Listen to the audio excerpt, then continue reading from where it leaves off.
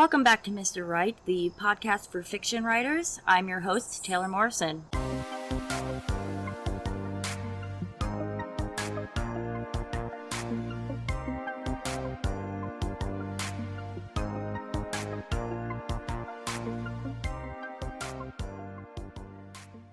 Today's episode is going to be about feedback. I have a few questions from some of my listeners that I want to answer, and I feel like this is going to be a regular part of the show. I would like to keep doing this as often as possible. So if you have any questions or you have any comments or anything you want to say, go to taylormorrisonwriter@gmail.com, or you can find me on Tumblr at mrwritepodcast.tumblr.com. Okay, now let's get started.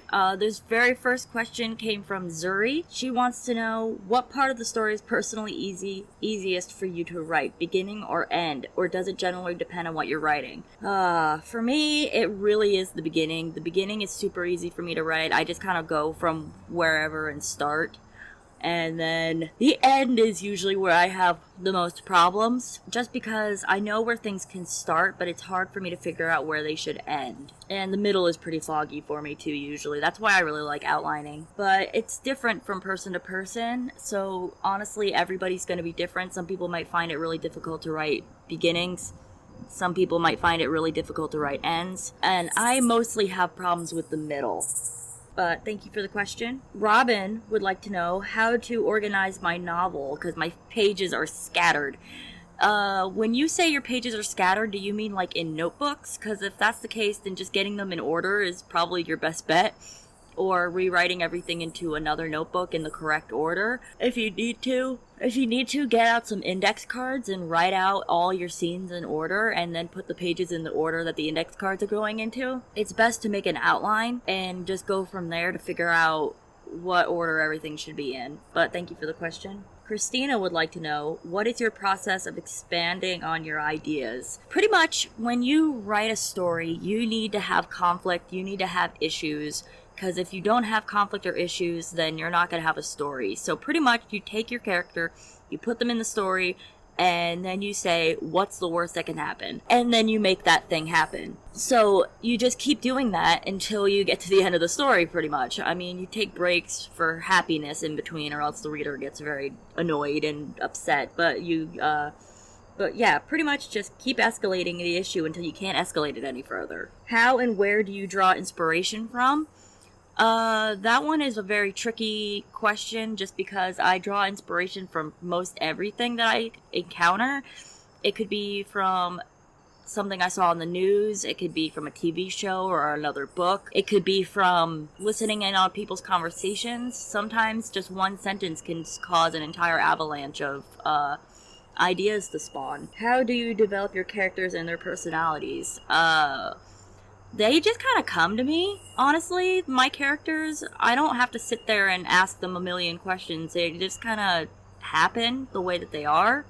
They answer the questions for me in the writing, and it helps if you draw out your characters and actually get an idea of what they look like, because then you can base their personality off of that. If you want to, you can do one of those character sketches. I'll leave a link in the description for a character sketch if you'd like to see one of those or to use one of those. I'll find one that I personally enjoy using, even though I don't use them that often. But thank you for the question. And Katie would like to know what to do when you have a writing block. I've talked about this before in previous episodes, but I'll go ahead and say it again. Writer's block comes from not having enough information. You either don't know your character enough, or you don't know what's going to happen because you don't have enough research, or you just personally just can't see what's going to happen. So if you backtrack and fix something that happened earlier in the story, usually you can kill your writer's block by doing that. It's the easiest way that I know of to get out of writer's block is to just research and to know your characters better. But a lot of people will sometimes find it easier to just take a break from writing, go do something else, take a walk, read a book instead of writing. That usually can help too. But again, I feel like that all is part of the not having enough information and not having enough knowledge of your characters. She wants to know how to network with other writers or editors. Twitter is a great way to do that. Going to conventions is a great way to do that. The writer community hashtag on Twitter is a great place to talk to writers and to meet new people. Tumblr is a good one too. Tumblr is full of writers and great authors and things of that capacity. And Facebook groups. Facebook isn't my favorite when it comes to social media in any part of anything, but there are a few groups on Facebook that are good for writers. And again, I'll link some of those down in the description. But just follow the writing advice tag on Tumblr and the writing community tab on Twitter. And she wants to know, what are the pros and cons of published versus going through a publisher? That is a long list. The pros of going through self-publishing is that you get a say in everything. You create your own book cover, you create your story, you decide when it's released, you decide, in some cases you can decide how much it costs. You get the final say in every single thing that happens for the publishing of your book.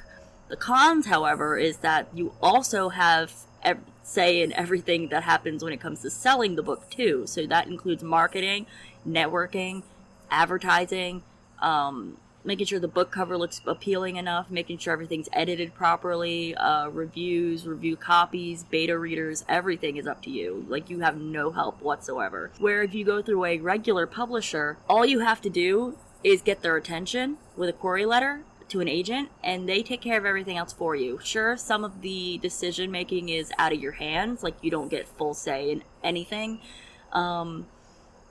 but it's more professionally done. Not that you can't do it professionally yourself, it costs money to do it that way, and some people just don't have the money to do that.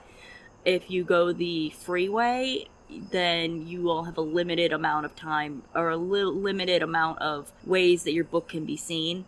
Because I know that Amazon only just recently released the printing on demand paperback books for self-publishing, but that wasn't always an option. They used to only be able to be an ebook format, and not everybody likes ebooks. And also, if you go through a publisher, not a self-publisher, if you go through a regular publisher, you also get the option of having an audiobook done of your story as well.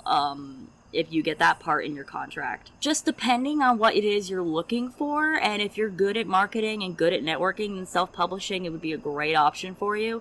If you have the extra money to go through and do it the proper way, like do it the complete way of editing and marketing and all that other stuff. Sorry, I just saw lightning and I should probably go back inside. But then that's going to be the best option for you. But if you want to go through the agent way, just make your query letter as the best you can, make your chapters the best you can, and just go from there. Anyway, because it is about to start raining, I'm going to wrap it up here. But again, if you have any questions or comments, or you just want something to say, go ahead and email me at taylormorrisonwriter@gmail.com, or send me a message on Tumblr. My neighbors are screaming at mrwrightpodcast.tumblr.com, and I will see you in the next episode, and thank you for listening to Mr. Wright.